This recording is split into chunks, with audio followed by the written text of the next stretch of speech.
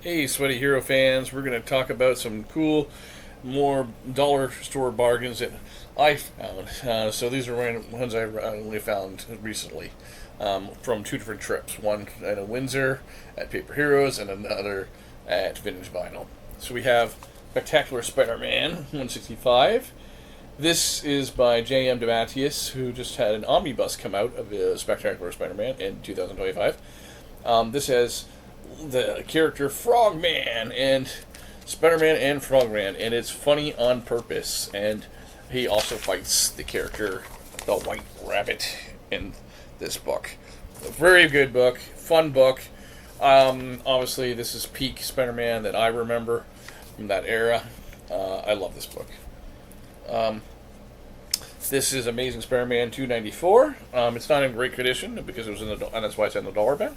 You can see yeah, I'll try and show you. You may see some crinkles. Yeah, you can see a crinkles there.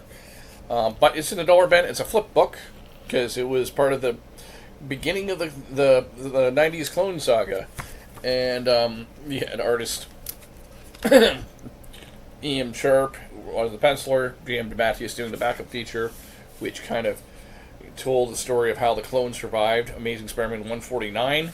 And then you have Ben Reilly returning to New York to meet Spider-Man and Judas Traveler. This is a fun book. I like it. I know the Clone Saga was overblown and could have been much better, but the beginning of the Clone Saga was a lot of fun.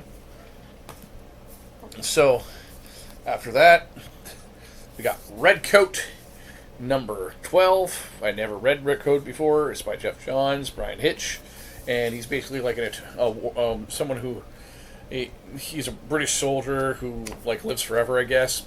And I just thought this was a nice fresh take, a nice fresh book. You can say it's superheroes if you want to call it superheroes. You can also call it like a historical adventure. It just feels fresh. A lot of the Ghost Machine stuff is cool. I also highly recommend Rook Exodus from Ghost Machine as well, by Jason Fabik. No relation to me, Jason Major. Here's some other cool finds that I found in the bin. Conan the King. Recently, I rewatched.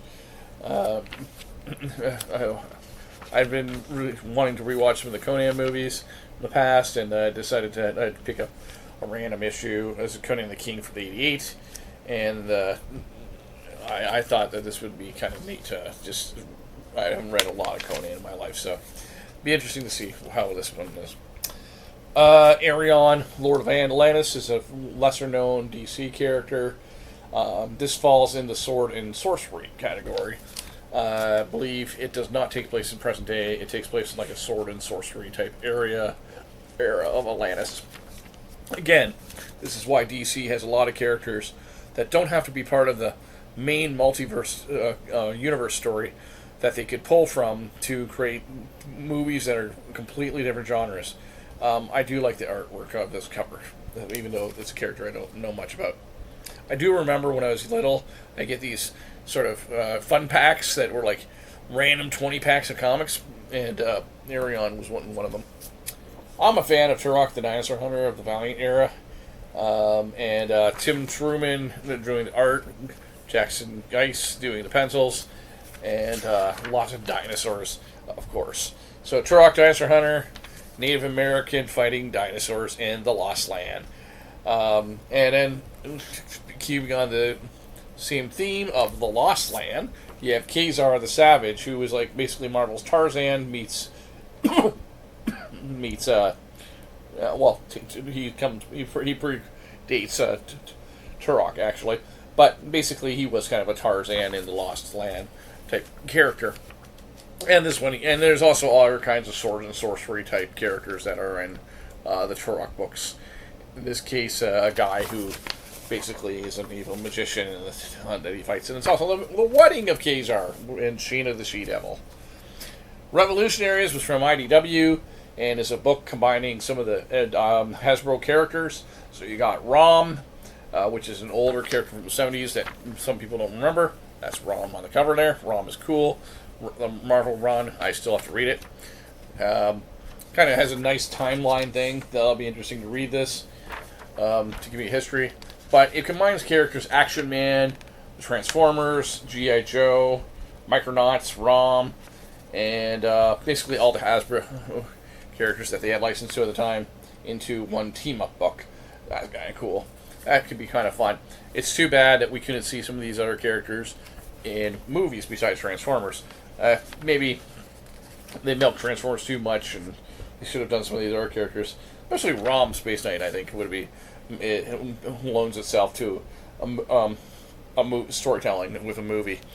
Then we have Solar Man of the Atom by Valiant.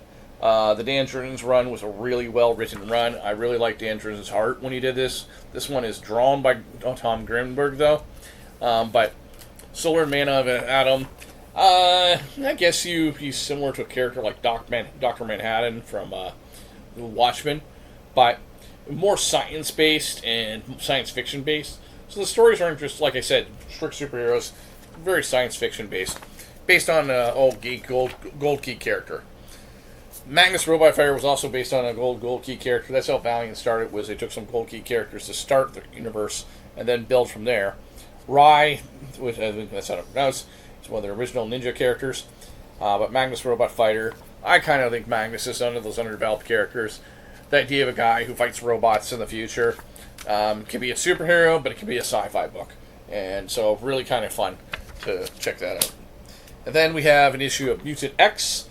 Mutant X, ironically, was the title of a TV series for 3 seasons from Marvel in syndication, which didn't follow the X-Men, but followed new characters. This is not about that.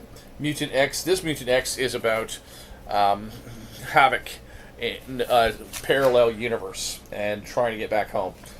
But I don't know why. I'm not the world's biggest X-Men fan, but I dig this. Maybe because it's more action-based, science fiction-based, as opposed to some of the, tropes of some of the other X-Men stories.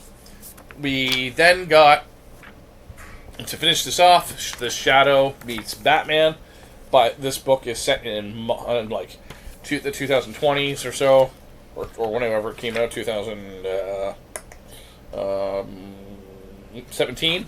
So it takes place in 2017 with the Batman and Robin of that time period, Professor Pig's in it, and sort of reboots The Shadow, and that looks kind of fun.